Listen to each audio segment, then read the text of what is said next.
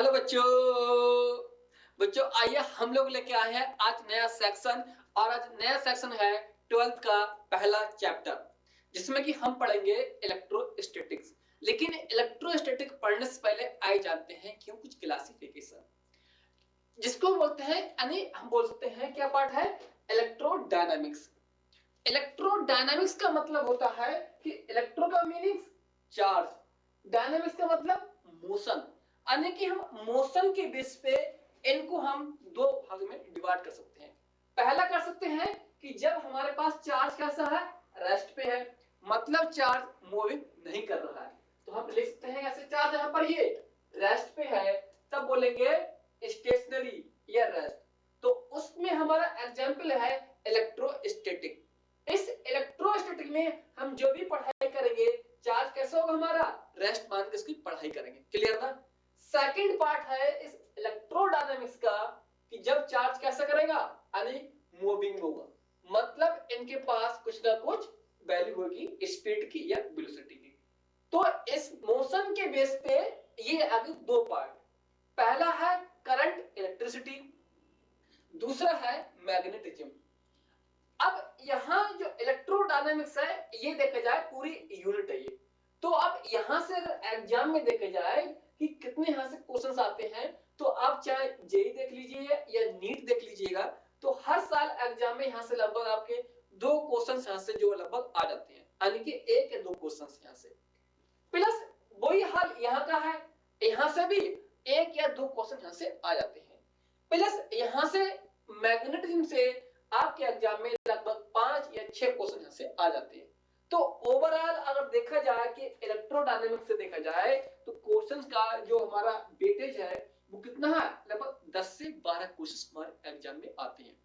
तो अगर ये आपने अच्छे से आपने यूनिट तैयार कर ली कि इलेक्ट्रोडायनामिक्स मतलब आपके एग्जाम के लिए 10 से 12 ये क्वेश्चंस हैं, वो आपके कहीं नहीं गए। ये है पहली बात। दूसरी बात कि ये जो टॉपिक स्ट्रॉन्ग कैसे किया जाए, इसमें आपको पता होगा कि इलेक्ट्रिक फोर्स या कहें इलेक्ट्रिक फील्ड का है या मैग्नेटिज्म का है, ये जितने भी हैं ये है वेक्टर क्वांटिटी है। वेक्टर क्वांटिटी है तो आपको आना चाहिए वेक्टर। और वेक्टर मैंने अब पूरा जो है डिटेल में मैंने पढ़ा रखा है, उसके लेक्चर है लगभग, उसके वेक्टर के आपको 6 लेक्चर मिलेंगे आपको, और वहां आपका A to Z आप वेक्टर सीख सकते हैं। प्लस आप इंटीग्रेशन डिफरेंशियल सीखना है तो वो भी आप इसके सीख सकते हैं। क्लियर ना। हाँ, तो ये मैं इसलिए बोल रहा हूं कि वेक्टर के लिए, क्योंकि जो इलेक्ट्रिक फील्ड है इसकी डायरेक्शन निकालना आना चाहिए। प्लस जब हमें एक से ज्यादा फील्ड हमें कहीं मिलेंगी किसी पॉइंट पे, तो हमें आना चाहिए कि उन फील्ड के कंपोनेंट कैसे तोड़ेंगे। जिस प्रकार कि हम मैकेनिक्स में सीखते हैं कि कोई बॉल ली और उस बॉल को हमने ऐसे फेंका, दूसरा केस बॉल को हमने ऐसे फेंक दिया, तीसरा केस बॉल को हमने ऐसे फेंक दिया गया। तो 3 केस है, तो जब हमें उनका एंगल निकालना आएगा कि कैसे कंपोनेंट तोड़ते हैं, किसी प्रोजेक्टाइल में फेंका तो वर्टिकल कैसे निकाला, हॉरिजॉन्टल कैसे निकाला हमने, तो इसी प्रकार जब किसी पॉइंट पे फील्ड पूछेगा तो हमें मेन पॉइंट की फील्ड निकालना आना चाहिए विद द डायरेक्शन। क्लियर। इसी प्रकार क्या होगा, हमारे पास क्या है, मैग्नेटिज्म, यहां भी क्या है, वेक्टर का रोल है कि डायपोल मोमेंट निकालना चाहिए। जैसे यहां देखना, जैसे ये है पर ये मैंने बना दिया साउथ और ये बना दिया नॉर्थ, तो इस केस में यहां जो डायरेक्शन लोगे वो लोगे साउथ से नॉर्थ लोगे। लेकिन अगर मान लेते हैं आपके सामने कोई मैग्नेट इस तरह रख दिया गया, एक मैग्नेट आपको ऐसे रख दिया गया और सेकंड मैग्नेट आपको ऐसे रख दिया गया। क्लियर, ये रख दिया गया, यहां बोल दिया साउथ है और यहां बोल दिया नॉर्थ है और यहां बोल दिया नॉर्थ बोल दिया गया। तो आप देखोगे इनकी डायरेक्शन साउथ से नॉर्थ ये है, इनकी डायरेक्शन साउथ से नॉर्थ ही है, तो इनके बीच एंगल कितना बन गया, वो एंगल बन गया 90 डिग्री बन गया। तो 90 डिग्री बन गया, तो आपको कैसे आएगा एंगल निकालना इनका, ये तो सब वेक्टर का रूल पता होगा तब आप इनको कर पाओगे। तो इसलिए मैं बोल रहा हूं कि मेरी रिक्वेस्ट मान ले, कुछ मान ले, तो अच्छे से आप वेक्टर को अच्छे से डील कर लें, क्योंकि बेसिक मैथमेटिक्स आपकी जितनी स्ट्रांग होगी, मतलब आपकी फिजिक्स आपकी उतनी फिंगरटिप्स होगी। क्लियर नहीं है। हाँ, तो आइए हम स्टार्ट करते हैं, पहला पार्ट करते हैं कि स्टेशनरी चार्ज मतलब कि इलेक्ट्रोस्टैटिक। तो आइए जानते हैं कि इलेक्ट्रोस्टैटिक कैसे इसको डील करेंगे। अब इलेक्ट्रो मैंने बताया था कि मतलब होता है इसका चार्ज, और स्टैटिक का मतलब होता है रेस्ट। मतलब क्या है, बॉडी रुकी हुई बॉडी है, मतलब चार्ज क्या है, रुका हुआ। तो पहले हम सीखते हैं कि इलेक्ट्रोस्टैटिक है, इसका कैसे हम लोग इसको जानेंगे, कैसे इसको हम लोग डील करेंगे। आइए देखते हैं। यहां से आपके लगभग दो क्वेश्चंस एग्जाम में लगभग 80-90% चांस आपको मिल जाएंगे। मैं ये नहीं बोल रहा कि 100% केवल दो क्वेश्चन आएंगे, एक भी आ सकता है, लेकिन अधिकतर चांस दो क्वेश्चंस रहते हैं, क्योंकि इसमें कैपेसिटर भी है, सब कुछ इसी में पढ़ोगे, ठीक नहीं है। हाँ, तो आइए स्टार्ट करते हैं क्या, इलेक्ट्रोस्टैटिक। क्लियर, देखिएगा इलेक्ट्रोस्टैटिक पार्ट क्या है। पार्ट क्या हमारा ये है, इलेक्ट्रोस्टैटिक। Electrostatic, electrostatic. इलेक्ट्रो मतलब मैंने बताया था आपको, इसका मतलब होता है चार्ज, और स्टैटिक का मतलब होता है रेस्ट। हम जो भी पढ़ाई करेंगे इस चैप्टर के अंदर हम ये डील करेंगे कि चार्ज कैसा हमारा रेस्ट पे है। मतलब एक चार्ज यहां रख दिया गया और एक चार्ज यहां रख दिया गया, दूरी क्या है, आर दूरी। फोर्स निकालो, या हो सकता है यहां फोर्स पूछ ले आपसे, हो सकता है यहां फील्ड पूछ ले आपके सामने, समझेगा नहीं है। तो सारी चीज आपको कब आएगा, जब आपको पता होगा कि इनकी डायरेक्शन हम कैसे निकालेंगे, कैसे फोर्स निकालेंगे। तो उससे पहले जानते हैं कि आखिर चार्ज है क्या, चार्ज क्या है, व्हाट इज चार्ज क्या है। जहां बात चार्ज की आती है तो हम समझते क्या है कि चार्ज मतलब इलेक्ट्रॉन प्रोटॉन। बिल्कुल सही कहा आपने कि इलेक्ट्रॉन प्रोटॉन कोई चार्ज है। क्लियर नहीं, हाँ। तो आइए देखते हैं कि चार्ज है क्या चीज। चार्ज को बेसिकली क्या है, जब मैं बच्चों को वेक्टर में पढ़ाता हूं तो बोलता हूं कि चार्ज क्या है, तो बच्चे बोलते हैं कि सर चार्ज है एक वेक्टर क्वांटिटी। तो मैं बोलता हूं बेटा आपने बिल्कुल सही बताया, और बताना भी चाहिए आपको ऐसा। क्यों, क्योंकि इसके पास डायरेक्शन भी है और क्या है, मैग्नीट्यूड भी है। तो होना चाहिए इसके पास मैग्नीट्यूड वेक्टर होना चाहिए। तो बच्चे बोलते हैं बिल्कुल सही है। तो मैं उनको बोलता हूं कि मैंने जब आपको वेक्टर का रूल लिखाया था तो मैंने तीन चीज लिखवाई थी। मैंने पहले लिखवाया था कि उनके पास होना चाहिए मैग्नीट्यूड, प्लस उनके पास होना चाहिए डायरेक्शन। और थर्ड जो सबसे इंपॉर्टेंट है रूल, वो है कि उनके पास वेक्टर का लॉ होना चाहिए, कि कैसे उनको ऐड करें दो वेक्टर को, यानी कि एडिशन ऑफ वेक्टर, या कहें थर्ड लॉ ऑफ वेक्टर। तो इन चार्ज के पास क्या होता है, वेक्टर होने के लिए यानी कि मैग्नीट्यूड और डायरेक्शन तो है, लेकिन ये वेक्टर का जो थर्ड लॉ होता है उसको फॉलो नहीं करता है चार्ज। इसलिए वेक्टर क्वांटिटी ना होकर के कैसे है, ये एक स्केलर क्वांटिटी है। क्लियर नहीं है। तो आइए हम जानते हैं चार्ज के बारे में। क्लियर, चार्ज क्या है। यहां पर पहले पॉइंट पढ़ते हैं कि चार्ज क्या है।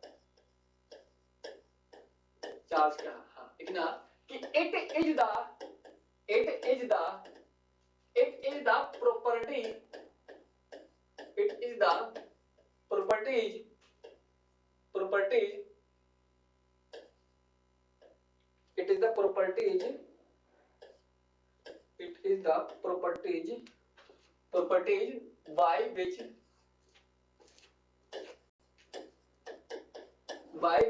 any material body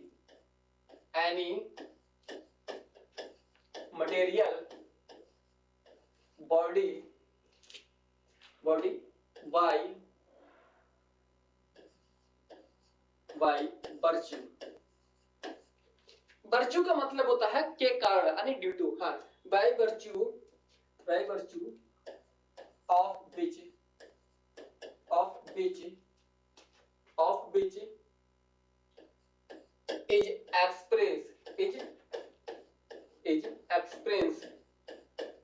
express the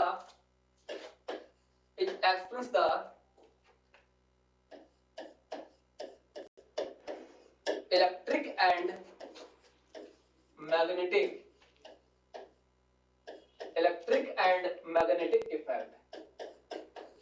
तो चार्ज किसको बोलेंगे, चार्ज हम उसको बोलेंगे यानी कि वो प्रॉपर्टी है एनी मटेरियल की, यानी कोई भी मटेरियल हो सकता है बॉडी, जिसके कारण क्या होगा, जो एक्सप्रेस यानी कि महसूस करे जिसके पास क्या हो, यानी कि इलेक्ट्रिक है या मैग्नेटिक इफेक्ट वहां पर महसूस हो, मतलब वहां पर फील हो कि हाँ ये फोर्स लग रहा है, तो उसको बोलते हैं चार्ज बोलते हैं। क्लियर नहीं है? हाँ, चार्ज क्या है, एक वो प्रॉपर्टी है, एक वो गुण है जो क्या एक एक्सप्रेस करता है किसी इफेक्ट को, अब वो चाहे मैग्नेटिक इफेक्ट हो चाहे वो इलेक्ट्रिक हो। क्लियर नहीं है? हाँ, तो उसको बोलते हैं चार्ज बोलते हैं। क्लियर? हाँ, नोट कीजिएगा charge.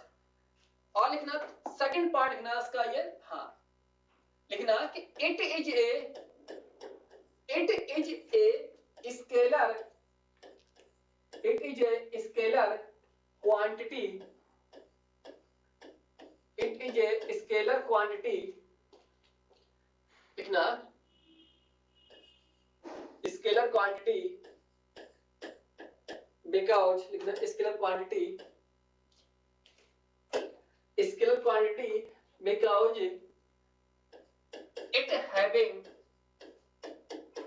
it having only magnitude, इसके पास क्या होता है, मैग्नीट्यूड होता है एंड डायरेक्शन, मैग्नीट्यूड और डायरेक्शन होता है, but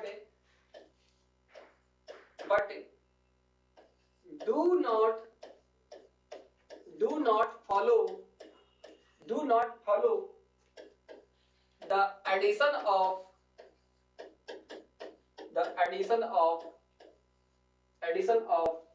vector law,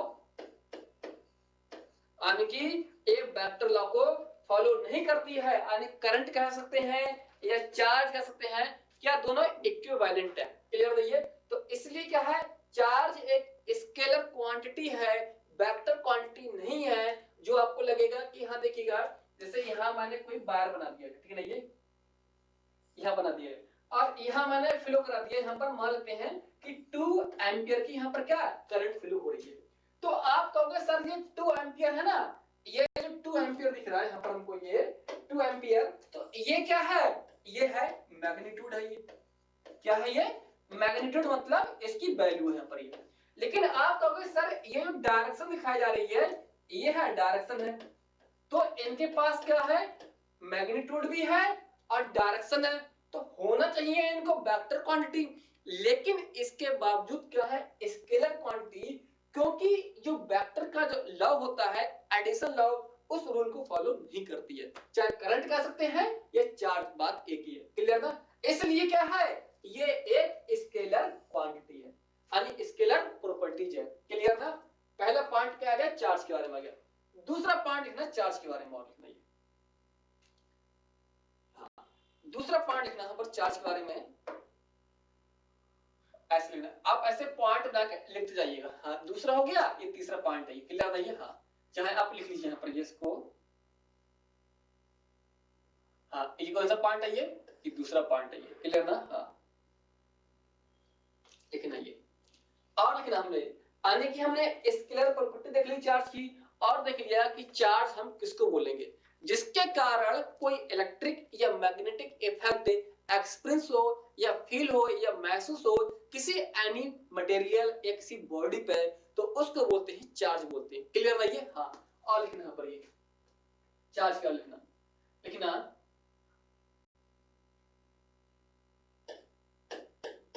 it has two types, ये दो टाइप्स का होता है, एक तो हो सकता है पॉजिटिव हो सकता है और एक हो सकता है नेगेटिव। पॉजिटिव जब होगा जब उसके अंदर इलेक्ट्रॉन की संख्या कम होगी, किसके कंपेयर, प्रोटॉन के कंपेयर, तब बोलेंगे इसको पॉजिटिव बॉडी बोलेंगे। लेकिन अगर नेगेटिव चार्ज बॉडी है तब बोलेंगे कि उसके पास क्या, इलेक्ट्रॉन की संख्या ज्यादा है एज कंपेयर किसके, प्रोटॉन के। क्योंकि किसी भी बॉडी में इलेक्ट्रॉन निकालें या इलेक्ट्रॉन गेन करें, वहां पर प्रोटॉन की संख्या चेंज नहीं होती है, सिर्फ और सिर्फ क्या होता है, यानी इलेक्ट्रॉन की संख्या चेंज होती है, मतलब इलेक्ट्रॉन की वैल्यू बदलती है। क्लियर था? जैसे एग्जांपल के पर्पस से ये देखिएगा, आपको सिखाते हैं, यहां देखना, जैसे मैंने लिया कोई एल्यूमिनियम लिया मैंने, इस एल्यूमिनियम के अंदर देखोगे कितना है, ये 13 है, तो आप देखोगे कि इसके अंदर जो इलेक्ट्रॉन है, कितने हैं इलेक्ट्रॉन, 13 इलेक्ट्रॉन है, लेकिन इसके अंदर जो प्रोटॉन है कितनी है 13 है। ये प्रोटॉन मतलब एटॉमिक नंबर, क्लियर नहीं है। लेकिन अब आप यहां देखोगे, यहां पर देखिएगा एल्यूमिनियम थर्ड, यानी अब यहां देखोगे कितना है, अब इसके पास कितना है, ये प्रोटॉन कितने हैं, यानी कि जेड बोल सकते हैं, कितना है ये है 13 है। समझ गए नहीं ये क्या है पर ये 13 है। लेकिन अब इलेक्ट्रॉन की बात करोगे तो इलेक्ट्रॉन कितने आएंगे यहाँ पर, वो आएंगे 10 आएंगे। 10 इसलिए आएंगे क्योंकि 3 इलेक्ट्रॉन इन्होंने बर्बाद कर दिए हैं, यानी कि लॉस कर दिए हैं, इसलिए 3 यूनिट पॉजिटिव यहाँ पर आ गया। तो मैंने कहा कि चार्ज के पॉजिटिव या नेगेटिव आने से प्रोटॉन की संख्या चेंज नहीं होती है, सिर्फ क्या होते हैं, यानी कि इलेक्ट्रॉन की संख्या चेंज होगी, क्योंकि इलेक्ट्रॉन ही ट्रांसफर कर सकते हैं, ठीक नहीं है। हाँ, तो इसलिए मैंने बताया कैसे हैं, इसके पास होते हैं दो होते हैं फ्लेवर होते हैं, टू होते हैं, टू टाइप्स का है, या बोल सकते हैं इसको आप यानी कि फ्लेवर भी बोल सकते हैं, ठीक नहीं है। हाँ, एक नेगेटिव और एक है पॉजिटिव। तो इसलिए हम बोलते हैं कि अगर यहाँ पर इलेक्ट्रॉन की संख्या कम है किसके रिस्पेक्ट में, इन प्रोटॉन के रिस्पेक्ट में, तब बोलेंगे पॉजिटिव। अगर इलेक्ट्रॉन की संख्या यहां देखिए, अगर मानते हैं कोई माने नेगेटिव ले लिया, यहाँ पर ये 9 है और मैंने बल लगा दिया नेगेटिव, तो इसके पास इलेक्ट्रॉन कितने हो गए, यानी कि इलेक्ट्रॉन हो गए 10। अब प्रोटॉन कितने हैं, प्रोटॉन है 9। तो आप देखोगे कि प्रोटॉन के कंपेयर में इलेक्ट्रॉन की संख्या ज्यादा हो गई, तब बोलेंगे इसको नेगेटिव बोलेंगे, क्लियर नहीं है। हाँ, तो लिखना पहला होता है, यहां पर लिखना पहला टाइप है इसका, ये यहां पर लिखना पहला है पॉजिटिव, दूसरा होता है यहां पर लिखना ये, दूसरा होता है नेगेटिव, दूसरा क्या है ये नेगेटिव। जो पॉजिटिव होता है और दूसरा है नेगेटिव, क्लियर है ये। हाँ, यहां लिखना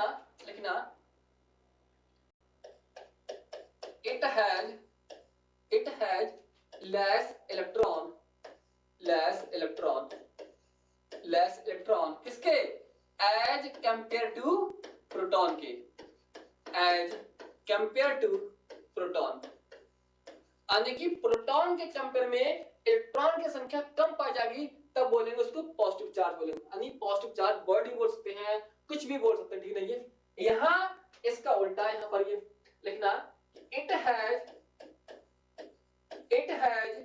more electron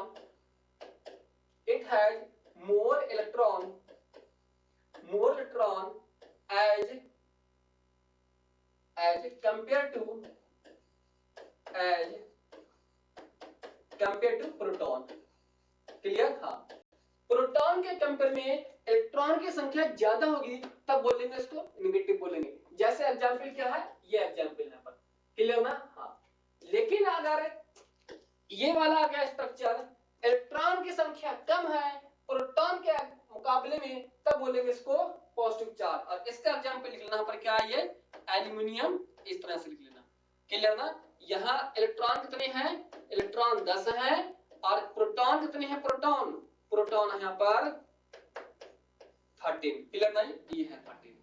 यहाँ लिख लेना ऐसे करके, यहाँ पर ये एल्यूमिनियम, सॉरी यहाँ एल्यूमिनियम, यहाँ पर आएगा फ्लोरीन आएगा, ठीक है ये। हाँ, क्योंकि मेटल जो है इलेक्ट्रॉन गेन नहीं कर सकती हैं, इसलिए हमने ले लिया फ्लोरीन और माइनस लगा दिया।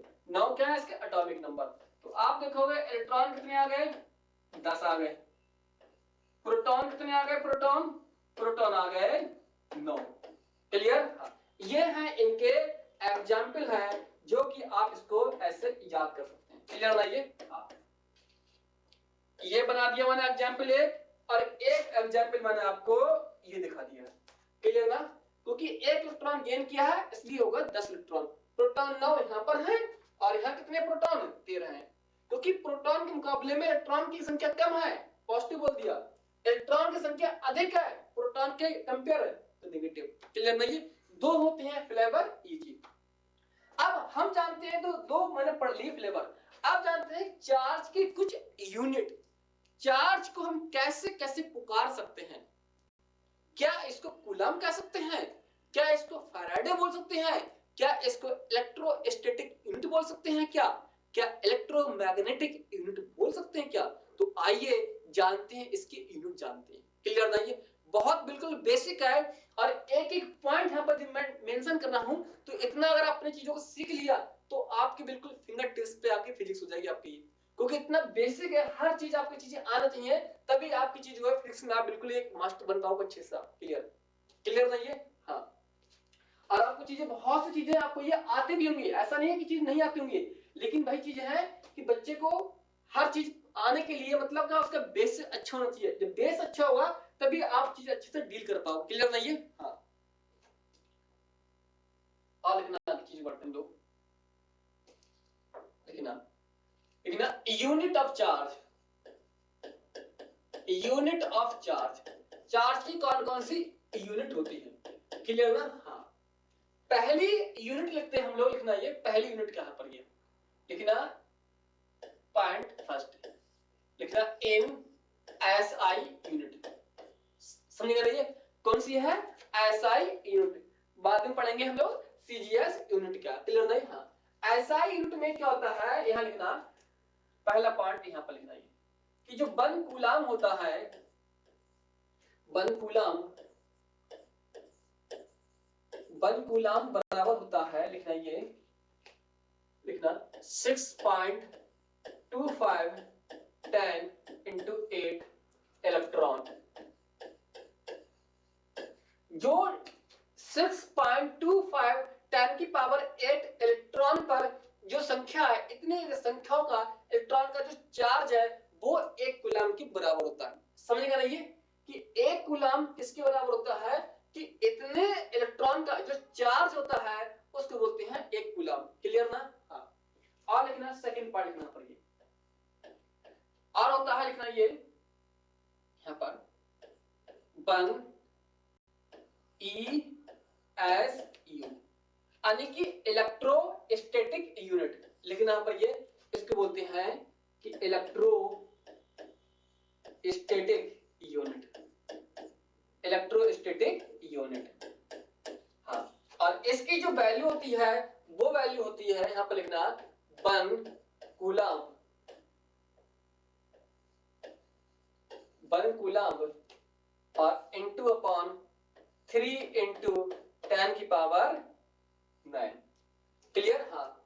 तो आपको शॉर्ट में पेपर में लिख के ऐसे आएगा ESU, इसको बोलते हैं इलेक्ट्रोस्टैटिक और यूनिट। जो 1 ESU जो होता है वो होता है 1 कूलाम अपॉन 3 इंटू 10 की पावर 9। पहली यूनिट तो आपकी ये होगी। क्लियर नहीं है? यहाँ पर हाँ। दूसरी यूनिट होती है इसकी, बोलते हैं फैराडे। नाम सुना होगा आपने, फैराडे। फैराडे क्या होता है कि हमारे पास की जो इलेक्ट्रॉन है, लिखिए यहां पर कि सेकंड लिखना पर ये, लिखना दूसरे में कि other unit of charge, other unit of charge, charge की कौन कौन सी यूनिट होती हैं। क्लियर? हाँ। लिखना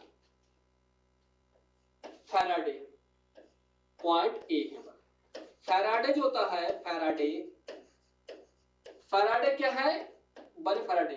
फैराडे एक महान साइंटिस्ट है, उन साइंटिस्ट के नाम के ऑनर में ये यूनिट दी गई है। अभी आपको बोरिंग लगता होगा ये, क्योंकि ये टॉपिक ही अभी थोड़ा ऐसे ही है, क्योंकि वास्तव में अभी चैप्टर स्टार्ट हुआ नहीं है, क्योंकि ये इसको मैं जो पूरा बेस बनाने के लिए आपको मैं सिखा रहा हूं।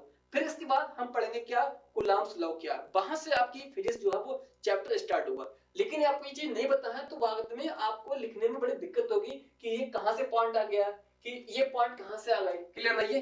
तो इसलिए आपको बेस समझने के लिए आपको चीज लिखना पड़ेगा ये। क्लियर ना? आइए ठीक है। 1 फैराडे, 1 फैराडे जो होता है वो होता है चार्ज ऑन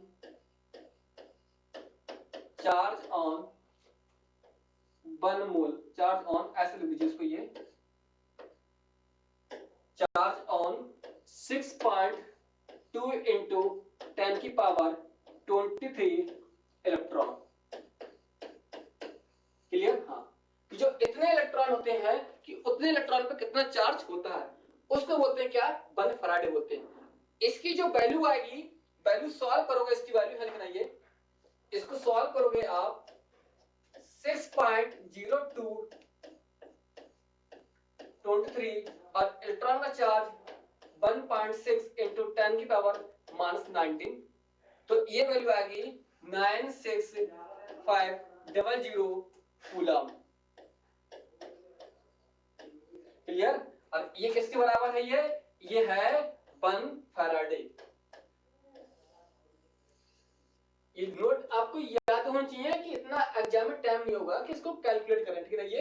हाँ, तो ये 1 फैराडे बराबर होता है 96,500 कूलम। क्लियर ना? ये वैल्यू आपको पता होनी चाहिए, वैल्यू ये इतनी चीजें। आप जानते हैं जो चार्ज होता है, चार्ज के कुछ फीचर है और कुछ प्रॉपर्टी है चार्ज के। ये तो थे चार्ज के हमने कि चार्ज को कैसे हम पुकार सकते हैं कि फैराडे क्या है, ESU क्या है। क्लियर ना ये? हाँ, तो इनके अलावा अब सीखते हैं कि चार्ज की प्रॉपर्टी क्या है। चार्ज मैंने बताया था कि चार्ज जो होता है बहुत सारी प्रॉपर्टी में मास के इक्विवेलेंट होता है।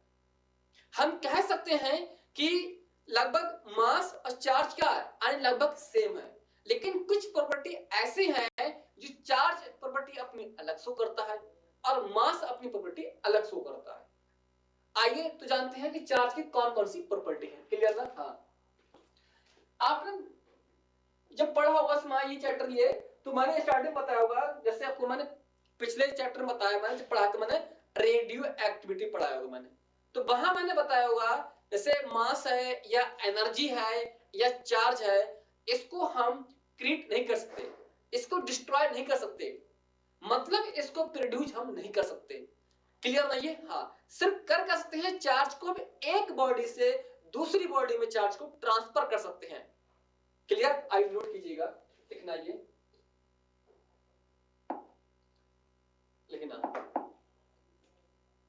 लिखना प्रॉपर्टीज ऑफ चार्ज,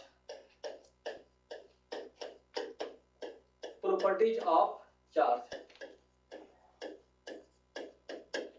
पहली प्रॉपर्टी क्या है चार्ज की? लिखना कि charge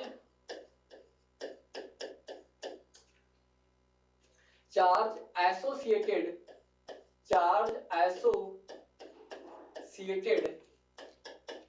with mass.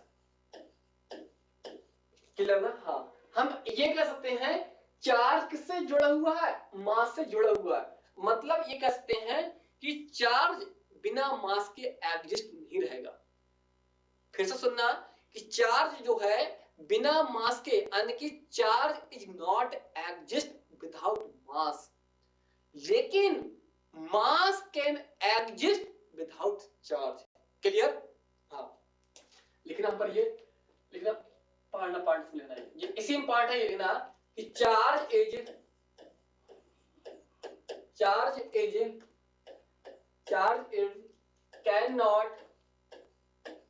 cannot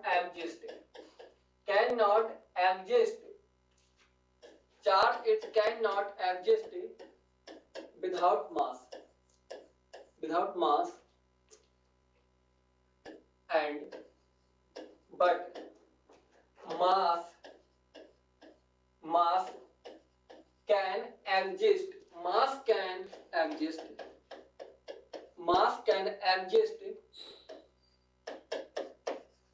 can exist without charge। हाँ, चार्ज क्या है? Charge can not exist without mass, बिना मास के चार्ज एग्जिस्ट नहीं रहेगा, लेकिन क्या है, मास जो है वो एग्जिस्ट हो सकता है किसके?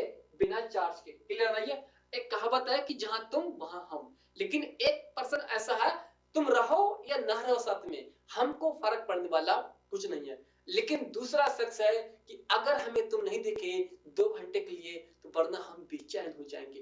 क्लियर ना ये?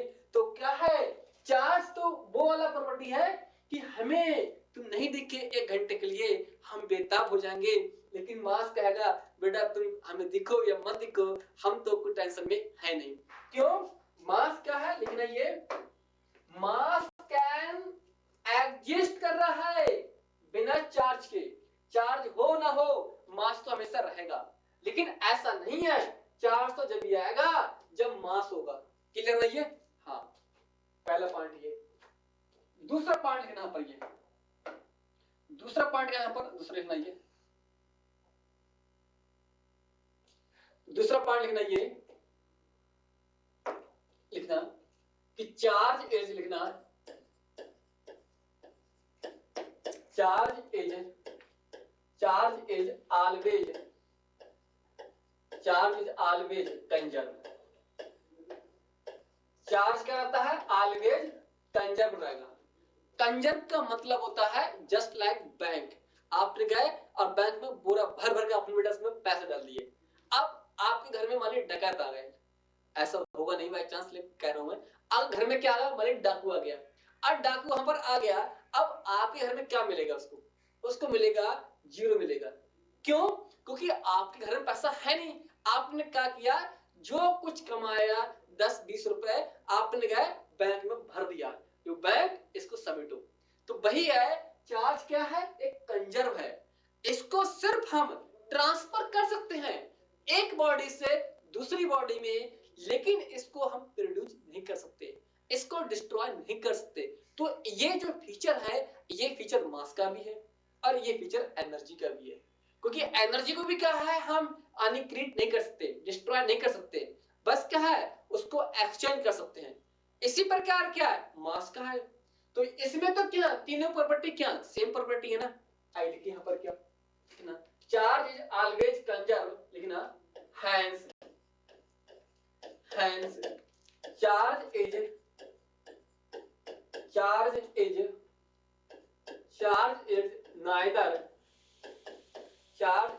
neither produce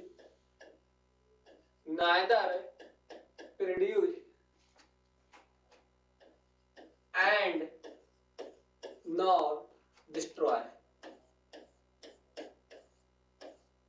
यानी कि इनको ना तो पैदा कर सकते हैं और ना ही इनको बर्बाद कर सकते हैं, बस इनको तो हम एक फॉर्म से दूसरी फॉर्म में चेंज कर सकते हैं।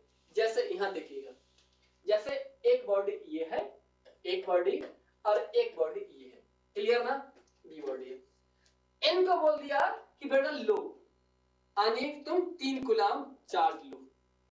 इनको बोल दिया कि बेटा तुम भी लो यहां से, यानी कि 1 कूलम चार्ज इन पर आ गया, क्लियर नहीं है, यहां पर आ गया। अब जब इन दो बॉडी को कांटेक्ट में करोगे तो होगा क्या, इसका जो चार्ज है वो चार्ज यहां से यहां पर आएगा, क्लियर नहीं है। जब चार्ज यहां से यहां पर आएगा, जब लगेगा कि इनका चार्ज इस चार्ज के बराबर है, यानी कि इक्विवेलेंट है, तब चार्ज का जो फ्लो होगा वो रुक जाएगा। अब ऐसे मान लीजिएगा जैसे कि 2 टंकी होती है पानी की, और एक टंकी खाली है और एक टंकी बिल्कुल फुल है। जब उसको पानी वहां से खाली वाली टंकी में डालोगे तो पानी जब तक आएगा कि जब तक दोनों का लेवल सेम ना हो जाए। सेम होने के बाद एक टाइम ऐसा आएगा, पानी का जो फ्लो है वो रुक जाएगा ड्यू टू हाइट। अब यह हाइट का कॉन्सेप्ट तो है नहीं, यहां कॉन्सेप्ट है डिफरेंस इन पोटेंशियल। ये चार्ज जब तक फ्लो होगा, जब तक इस पॉइंट का ए और इस पॉइंट बी का जो पोटेंशियल है वो डिफरेंस जीरो ना हो जाए। जब पोटेंशियल डिफरेंस जीरो का है या पोटेंशियल सेम का है, तो उस पॉइंट पे क्या होगा, चार्ज का फ्लो होना रुक जाएगा, क्लियर नहीं है। हाँ, तो नोट करना इसको इस तरह से। ये और लिखना इसका थर्ड पार्ट लिखना पड़ेगा। थर्ड पॉइंट क्या है, ये लिखना चार्ज इज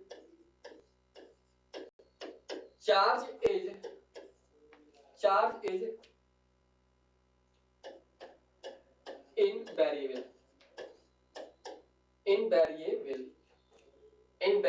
invariant कह देना, चार्ज इनवेरिएंट का मतलब लिख देना, इसका मतलब लिख देना ये, यानी कि फिक्स वैल्यू, क्लियर ना। हाँ, यानी कि इनवेरिएंट का मतलब क्या होता है, इसका मतलब होता है यानी कोई वैल्यू कांस्टेंट रहना, कोई चेंज ना होना, इनवेरिएंट। क्योंकि ये एनसीईआरटी में ये लैंग्वेज दे रखी है, ठीक नहीं है। हाँ, इनवेरिएंट का मतलब होता है कांस्टेंट कह सकते हैं, फिक्स अमाउंट का है, फिक्स वैल्यू का है, उसको बोलते हैं क्या, इनवेरिएंट, ठीक नहीं है। हाँ, तो कैसा है ये इनवेरिएंट का है, ये फिक्स्ड वैल्यू होती है इसकी, क्लियर नहीं है? हाँ, लिखना, इसका मतलब लिखना क्या है, लिखना हाँ, लिखना charge is do not depends, charge is do not depends upon the reference, ऐसे लिखिए इसको, ये upon the frame of reference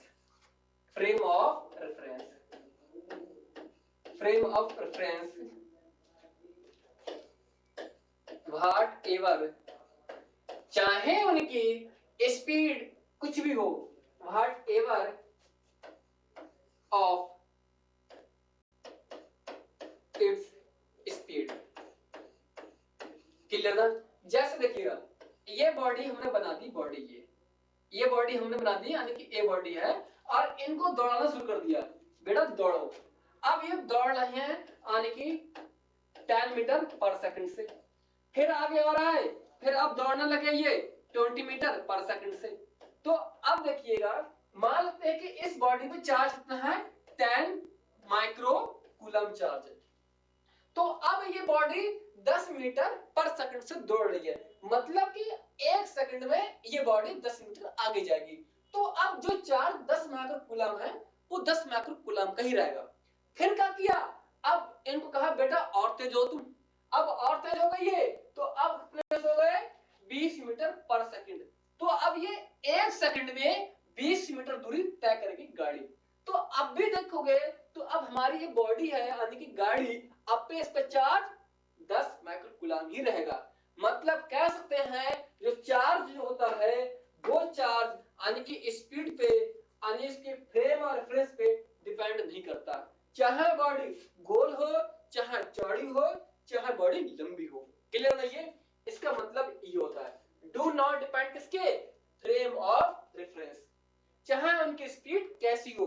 इसका मतलब होता है क्या है, इनवेरिएंट है, कांस्टेंट है। क्लियर ना? तो आपके एग्जाम में ये पॉइंट कम आएगा, पूछता है यही पूछेगा चार्ज कैसा है, variant property, charge is invariant, तो आपका ये वाला आंसर रहेगा invariant property.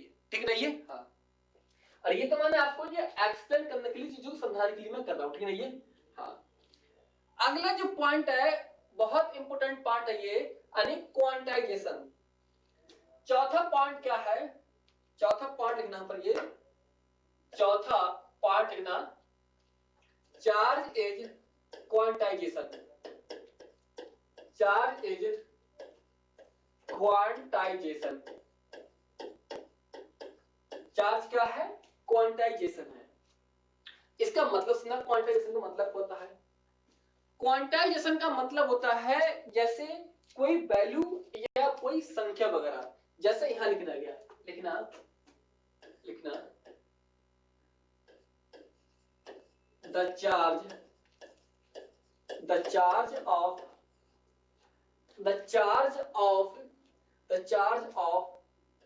A body, the charge of a body is the integral multiple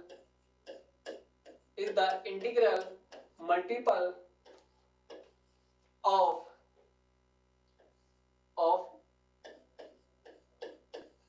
electron हो सकता है, या कह सकते हैं प्रोटॉन भी हो सकता है। इंटीग्रल ऑफ इलेक्ट्रॉन कह सकते हैं या प्रोटॉन चार्ज।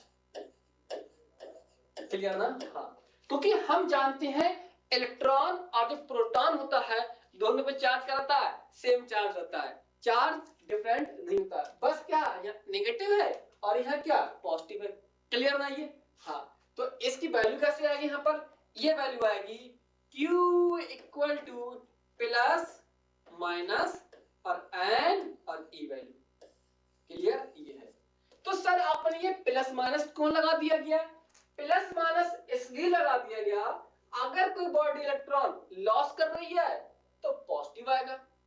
अगर कोई बॉडी गेन कर रही है इलेक्ट्रॉन तो नेगेटिव आएगा। सर एन क्या चीज है? एन है नंबर ऑफ इलेक्ट्रॉन ट्रांसफर का है या नंबर ऑफ प्रोटॉन ट्रांसफर का है। क्लियर नहीं है? हाँ। और क्यू क्या है? चार्ज। तो आइए लिखिए इस पॉइंट लिखना यहां पर।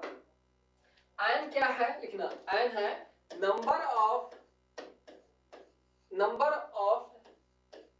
Electron transfer. कितने इलेक्ट्रॉन ट्रांसफर हुए हैं किसी एक बॉडी से दूसरी बॉडी में। क्लियर नहीं है? हाँ।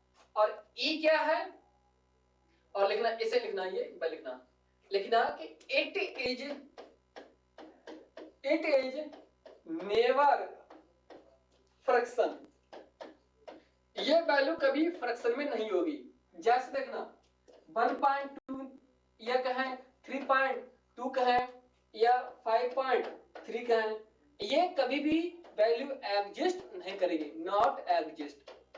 सर इसका रीजन क्या है? सर ये वैल्यू कभी इस फॉर्म में एग्जिस्ट नहीं करेगी, तो सर वैल्यू किसमें होगी? वैल्यू इसकी जो n की वैल्यू होगी ऑलवेज 100%।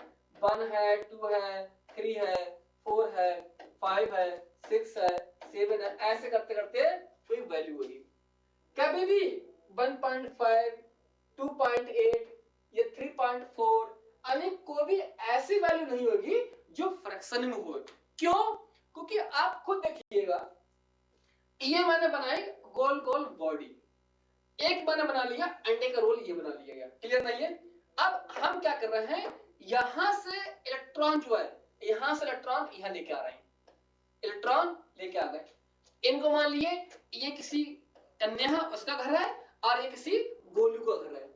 ठीक है? ये गोलू गया कन्या के यहाँ, अब कन्या से कहा कन्या हमको कुछ मनी दो। तो कन्या ने कहा कौन सी मनी दे? तो उन्होंने दिया इलेक्ट्रॉन, दिया कि इलेक्ट्रॉन लेके जाओ। आप खुद देखिएगा कोई बॉडी है, उस बॉडी से इलेक्ट्रॉन गेन या लॉस करेंगे तो जहर सी बात है, 1 करोगे या 2 करोगे या 10 करोगे या 1000 करोगे, लेकिन ऐसा बिल्कुल नहीं करोगे आप कि आधा इलेक्ट्रॉन ले लो या आधा इलेक्ट्रॉन दे दो, या 2.5 इलेक्ट्रॉन ले लो या 2.5 इलेक्ट्रॉन गेन कर लो। नॉट पॉसिबल, क्योंकि इलेक्ट्रॉन हमेशा क्या है, एक इंटीग्रल मल्टीपल वैल्यू, मतलब वो वैल्यू हमेशा 1 2 3 4 5 ऐसे कोई संख्या पाई जाएगी, ना कि फ्रैक्शन में पाई जाएगी कि 1.2 2.3 5.3, क्योंकि इस फॉर्म में इलेक्ट्रॉन ट्रांसफर ही नहीं होते हैं। इलेक्ट्रॉन तो आने की एक संख्या में होगा ना, या एक ट्रांसफर हो सकता है, या 10 हो सकते हैं, या 1000 हो सकते हैं, या कहें 5 हो सकते हैं, या 7 हो सकते हैं। क्लियर नहीं है? इसीलिए इसकी वैल्यू, ये वैल्यू एग्जिस्ट करेगी, ये वैल्यू नॉट पॉसिबल। क्लियर नहीं है? और ई क्या है? और ई को लिखो, और ई है चार्ज ऑफ इलेक्ट्रॉन। क्लियर? किसमें आएगा ये कूलम में आएगा। और क्यू का है यहाँ पर, क्यू है यहाँ पर, क्यू है चार्ज ऑन एनी बॉडी। किसी बॉडी पे क्या चार्ज है उसको बोलते हैं क्यू बोलते हैं। क्लियर ना? हाँ। तो आइए, तो इसकी बेस पर सब कैसे न्यूमेरिकल एग्जाम में आएगा, तो आओ देरी ना करते हुए इस कॉन्सेप्ट को सीखने की कोशिश करते हैं। कैसे हम जानेंगे कि एग्जाम में क्वेश्चंस देगा और जो आंसर मैच भी होगा लेकिन वो आंसर नहीं होगा, तो आइए समझते कैसे क्वेश्चन इसके बेस पे आएगा। क्लियर ना? नोट कीजिए इसको। और स्टूडेंट ये मैंने बनाई है ई मतलब एलिफेंट। क्लियर नहीं है? हाँ। नोट कीजिएगा, एंजॉय लीजिएगा टॉपिक का। बहुत ही इलेक्ट्रो इतनी इजी कर दूंगा, मैं चैलेंज बोलता हूं, बस बशर्ते आपको हर चीज, आपको चीजें आती चाहिए, क्योंकि इतनी बेसिक चीज बता रहा हूं। हो सकता है बहुत से चीज लोगों को बताएंगे नहीं, वो समझते हैं बच्चा 12th पास करके आया है सारी चीज इसको होगी। अब मुझे पता है कि हो सकता है 11th तो बहुत से बच्चा कॉलिंग में ही निकाल देते हैं, कॉलिंग में पास कर देते हैं। 12th में आके दिसंबर में या सितंबर में बच्चे जागते, अरे मेरा 12th था क्या। इसलिए अगर 11th अच्छे से नहीं पढ़ा है तो अब भी मौका है 12th के साथ उसको सुधार लो। क्लियर नहीं है? वरना कंपटीशन में हालत खराब हो जाएगी। क्लियर नहीं है? हाँ। और इतना इजी है क्योंकि आप जानते हैं हर चीज बेसिक से बेसिक चीजों को हम लोग डिफाइन करने के लिए कोशिश कर रहे हैं, क्योंकि बच्चा हर तरह से बच्चा आता है। कुछ बच्चे फाइनेंशियल प्रॉब्लम होते हैं कि सर मैं कोचिंग नहीं कर पाया, सर मुझे कोरोना ने परेशान कर दिया। कि भाई कोरोना ने पता नहीं कैसे परेशान किया, मैं तो भगवान जानता है कैसे परेशान किया होगा ना ये। तो आइए हम करते हैं इस पे न्यूमेरिकल लेके, ठीक है ना। ये आइए देखिएगा कैसे न्यूमेरिकल आएगा, हम लोग जानने की कोशिश करते हैं, ठीक है ना। ये देखिएगा न्यूमेरिकल क्या है। लिखना क्या लिखना है, लिखना the charge of the charge of a body, the charge of a body is given a 3.2 10 की power minus 18 coulomb. The charge of a body is given a 3 into 10 की power minus 80 coulomb. Find the how many number of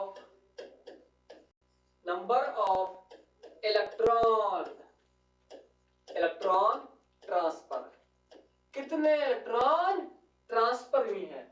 आओ check करते हैं, बहुत ही easy question है ये, clear ना। देखिएगा सॉल्व करते हैं इसको। चार्ज दिखाते हैं, बॉडी तुमको बना दिया हमने ये।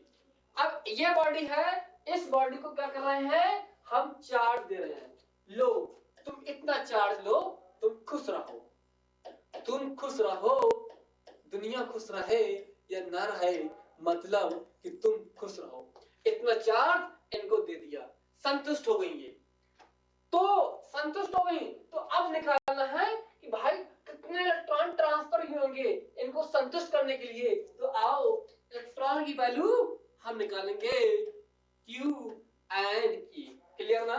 आओ N निकालते हैं, यहां देखिएगा N चार्ज ये आ गया, इलेक्ट्रॉन का चार्ज ये आ गया, क्लियर।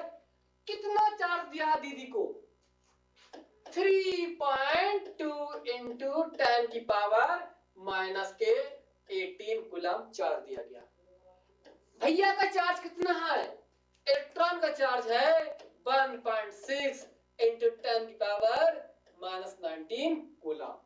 तुम भी कूलम हम भी कूलम, क्योंकि कूलम में दिया गया है और इलेक्ट्रॉन का चार्ज भी होता है कूलम में होता है। कूलम से कूलम कैंसिल, 1.6 से 3.2 कैंसिल हो गए, यहाँ कितना जाएगा, ये जाएगा 2। यहाँ ऊपर ऐड करोगे तो n की वैल्यू कितनी आ गई, यहाँ पर 2 into 10 की पावर माइनस के 18। अब ये ऊपर जाके ऐड होंगे तो कितना बचेगा, यहाँ पर ये प्लस का 19 हो जाएगा।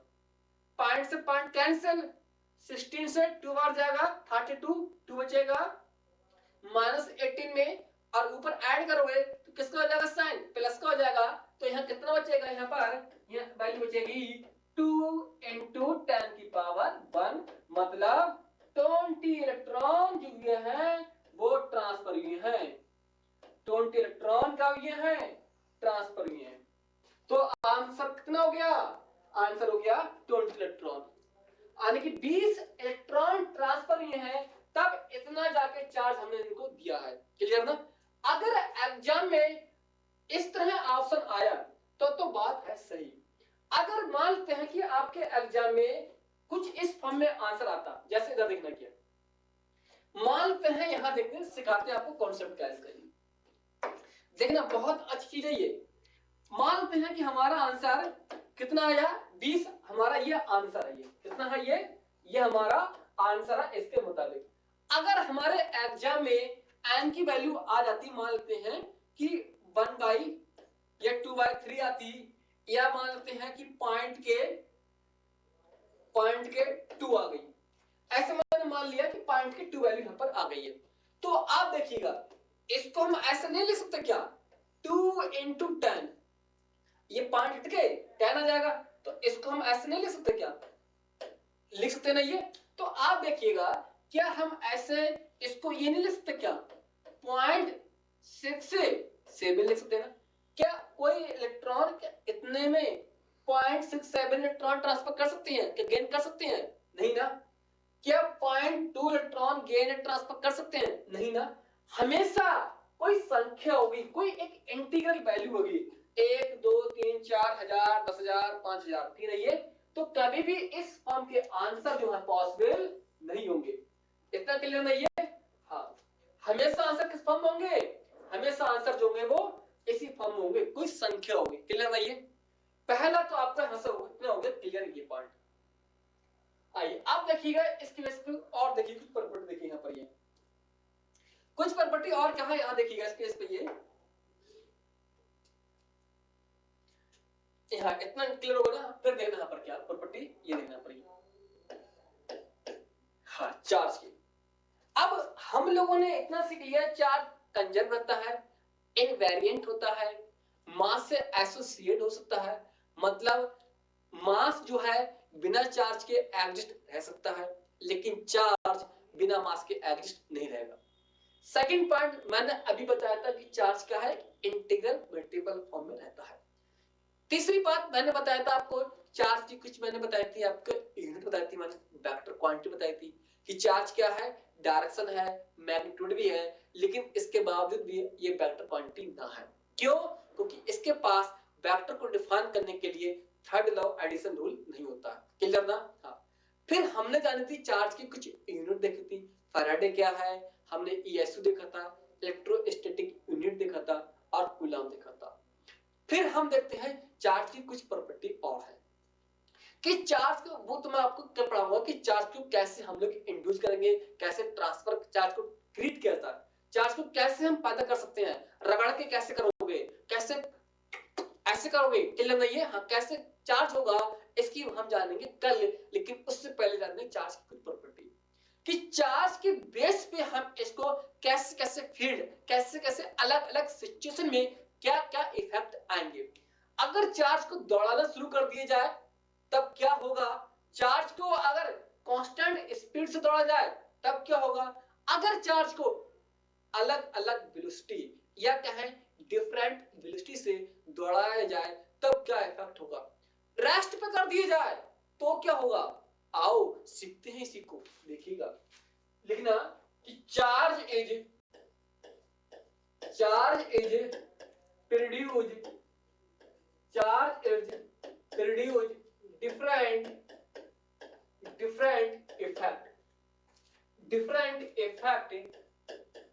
different effect in different situation, different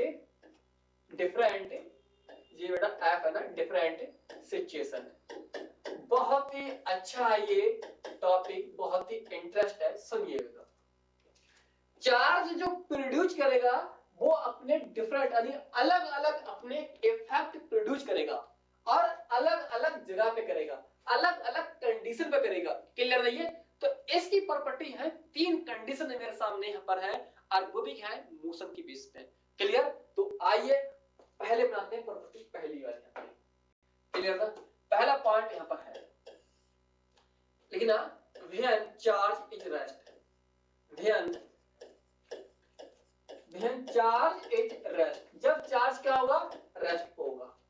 ये चार्ज यहां पर ये कोई बॉडी है, अब यहां इनको बोल दिया बेटा तुम दौड़ो मत, तुम रहो रेस्ट पे। क्लियर ना? जब ये बॉडी है चार्ज की और रेस्ट पर रहा तो क्या प्रोड्यूस करेगा, लिखना इट ओनली प्रोड्यूस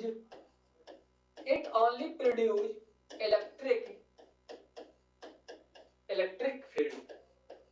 ये सिर्फ और सिर्फ इलेक्ट्रिक फील्ड ही प्रोड्यूस करेगा जब कैसा होगा, चार्ज हमारा रेस्ट पर है, मतलब चार्ज मूविंग ना करेगा, तब कौन से करेगा, ओनली इलेक्ट्रिक फील्ड करेगा। और कैसे, यहां इसको लिखना ऐसे करना पड़ेगा, F equal to Q into E electric field. Sir ये कहां से आ गया, अभी दिल पे हाथ रखे मान लो, अभी मैं आपको आगे जाके पूरा भरोसा दिलवा दूंगा कहां से आया है, लेकिन बस आपको थोड़ा दिन जो इंतजार करना पड़ेगा, ठीक है ना। ये अगले लेक्चर में हम इसी की पढ़ाई करेंगे, ठीक है ना। ये इलेक्ट्रिक फोर्स कैसे इक्विवेलेंट होता है, मैंने बताया था आपको कि मास के इक्विवेलेंट होता है। याद करो वो दिन जब आपने 11th में पढ़ा होगा कि F बराबर मास और इनटू एक्सेलरेशन। मास चार्ज के इक्विवेलेंट है, ये है एक्सेलरेशन, ये है फील्ड इलेक्ट्रिक फील्ड, ये है ग्रेविटेशनल, ये है इलेक्ट्रिक। तो यहां बोलेंगे इलेक्ट्रिक फील्ड, यहां बोलेंगे ग्रेविटेशनल फील्ड, अगर ए बराबर मैं जी मान लूं, समझ गए ना। ये तो दोनों क्या, ये सब समानता है इसमें, क्लियर है। ये जब रेस्ट पर आएगा तो सिर्फ और सिर्फ इलेक्ट्रिक फील्ड करेगा और बाकी कोई फील्ड प्रोड्यूस नहीं करेगा। सेकंड पॉइंट लिखना है पर ये, सेकंड पॉइंट लिखना पर ये, सेकंड लिखना, ये लिखना लिखना ध्यान चार्ज, ध्यान charge is moving with at constant velocity, constant velocity। जब ये constant velocity से चलेगा तो क्या करेगा, देखना। ये मैंने कोई बना दी बॉडी बना, अब इनको दौड़ने की परमिशन तो दे दी, पहले केस में दौड़ने की परमिशन नहीं दी, इनको बोल दिया बेटा तुम यहीं पड़े रहो ऐसे करके। लेकिन अब बोला चलो, लेकिन एक समान चार्ज से चलो, एक समान चार्ज से चलोगे तो यहां बोल दिया मैंने कांस्टेंट वेलोसिटी, मतलब क्या है ये कांस्टेंट वेलोसिटी, क्लियर है ये। हाँ, तो इस केस में क्या होगा लिखना कि इट प्रोड्यूस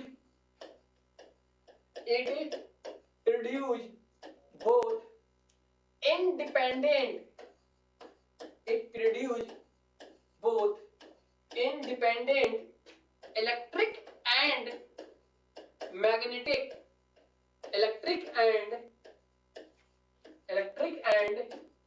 magnetic field, समझेगा नहीं ये।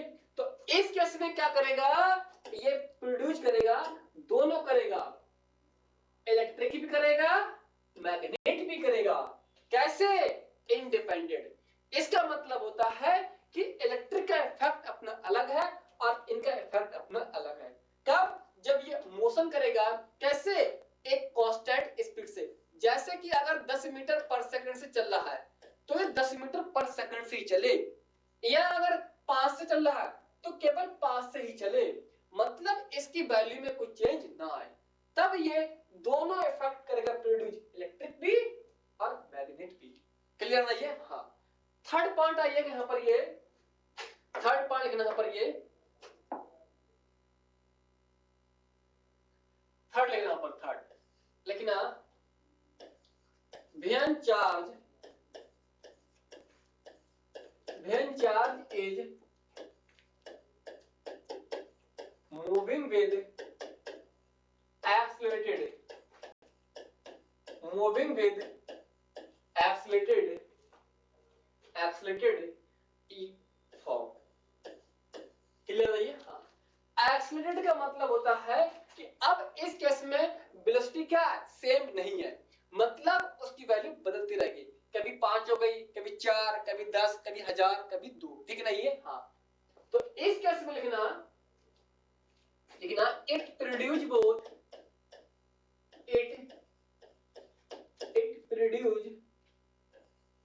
it produce both the combination of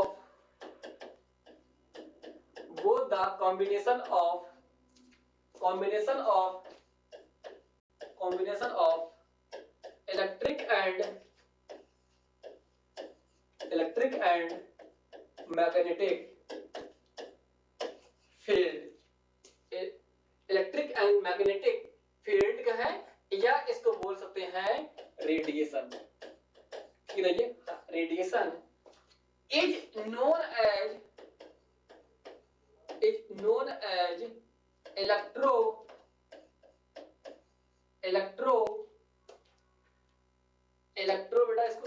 लो, ये थोड़ी लिखना,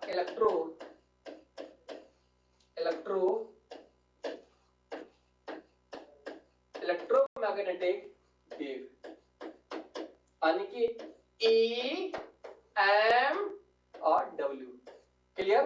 तो मैं कैसे याद करता हूं? BMW। क्लियर? तो ये आप जानते हैं BMW की कितनी हाई स्पीड होती है, मतलब उसका एक अपने आप में क्या, एक ब्रांड है, एक क्या है, भौकाल है। तो इसलिए इनको बोलते हैं, इनकी जो स्पीड होती है वो होती है स्पीड ऑफ लाइट की स्पीड के बराबर स्पीड होती है। समझ गया ना यार? यहां बॉक्स में बंद करना, यहां पर ये क्या है, कॉम्बिनेशन, मतलब एक साथ होगा यहां पर ये इलेक्ट्रिक और मैग्नेटिक फील्ड की रेडिएशन का है या फील्ड का है। तो इसको बोलते हैं इलेक्ट्रोमैग्नेटिक वेव बोलते हैं, और इनकी स्पीड वही होती है जो स्पीड ऑफ लाइट की होती है। यहां देखना, इस बारे में देखना, यहां क्या है, इंडिपेंडेंट है ये। तो भैया अपना अलग असर दिखाओ, हम अपना अलग असर दिखाते हैं। दोनों का इनका अलग असर है और इनका अलग असर है। तो इस केस में क्या होगा, ये इंडिपेंडेंट है कि जब कांस्टेंट होगा, और यहां क्या है, एक्सलेटेड का मतलब होता है कि अलग अलग वैल्यू किसकी, वेलोसिटी की। क्लियर है? हाँ, तो इसलिए यहां लिखना दोनों को, जो इलेक्ट्रिक का फार्मूला आएगा, इलेक्ट्रिक का फार्मूला आएगा कि इलेक्ट्रिक फोर्स का फार्मूला आएगा Q इंटू E। जो मैग्नेटिक फोर्स का फार्मूला आएगा Q इंटू वेलोसिटी और इंटू मैग्नेटिक फील्ड। सर ये कहां से आ गया? अभी बेटा इसको दिल पे हाथ रखे, मान लो जब आएगी मैग्नेट तो आपको मैं पूरा इसको प्रूफ कर दूंगा। अभी इसको सिखाएंगे, कूलम्ब्स लॉ आएगा, तो कूलम्ब्स लॉ के बाद इलेक्ट्रिक फील्ड पढ़ाऊंगा, इंटेंसिटी, तब मैं आपको इसका प्रूफ बताऊंगा। ठीक है? तब तक के लिए इसको हाथ पे रख के मान लो उसको, फिर इसको हम प्रूफ करेंगे। ठीक है? हाँ, अब मैंने बताया कॉम्बिनेशन से, तो अब यहां पर कितना आ रहा, टोटल जो फोर्स आ गया, यानी कि इलेक्ट्रिक आ गया प्लस या मैग्नेटिक आ गया। क्लियर नहीं है? तो दोनों क्या कर दोगे यहां पर, इलेक्ट्रिक को Q E, मैग्नेट को Q वेलोसिटी और मैग्नेटिक फील्ड। तो यहां से क्या लोगे, Q कॉमन निकालोगे, यहां से मिलेगी मुझे इलेक्ट्रिक फील्ड मिलेगी, प्लस यहां से मुझे मिलेगी वेलोसिटी और इनटू मैग्नेटिक फील्ड, और इनको आप ऐसे वेक्टर फॉर्म में भी आप लिख सकते हैं। क्लियर ना? तो ये हुआ आपका यहां से क्वेश्चन से। क्लियर नहीं है? हाँ, फिर से लिखना यहां पर, ये बी क्या है, यहां पर बी है मैग्नेटिक फील्ड है, मैग्नेटिक फील्ड है, और इसकी यूनिट होती है टेस्ला। क्या होती है इसकी यूनिट? टेस्ला। टी का मतलब होता है टेस्ला। ठीक है ना? ये सब आगे सीखेंगे, मैग्नेटिक यूनिट है वहां हम सीखेंगे सभी। ठीक है? ये हाँ, और बी तो पता ही होगा आपको, बी है क्या, स्पीड। ठीक है ना? हाँ, तो इतना जो है यहां से है, मेरी तरफ से इतना जो है यहां से ये कंप्लीट हो गया। बाकी हम लोग सीखेंगे नेक्स्ट लेक्चर में, स्टार्ट करेंगे कूलम्ब्स लॉ, प्लस इसके साथ हम सीखेंगे कि चार्ज के बारे में, कि चार्ज कैसे हम इंड्यूस किया जाए, चार्ज कैसे कंडक्शन किया जाए, कैसे फ्रिक्शन के द्वारा इसको प्रोड्यूस करते हैं। आइए वो हम सीखेंगे नेक्स्ट लेक्चर में। अच्छे से इसको रिवाइज कीजिएगा, पढ़िएगा, क्योंकि इतना मैंने बेसिक चीजें बता दी हैं सारी, मुझे लगता नहीं है कोई डॉट यहाँ कोई बचेगा। क्लियर नहीं? बाकी मिलते हैं स्टूडेंट हम लोग नेक्स्ट लेक्चर में एक नए मूड के साथ, एक नए फ्रेश के साथ। तब तक के लिए स्टूडेंट अपना ध्यान रखिए। Bye bye, tata, okay.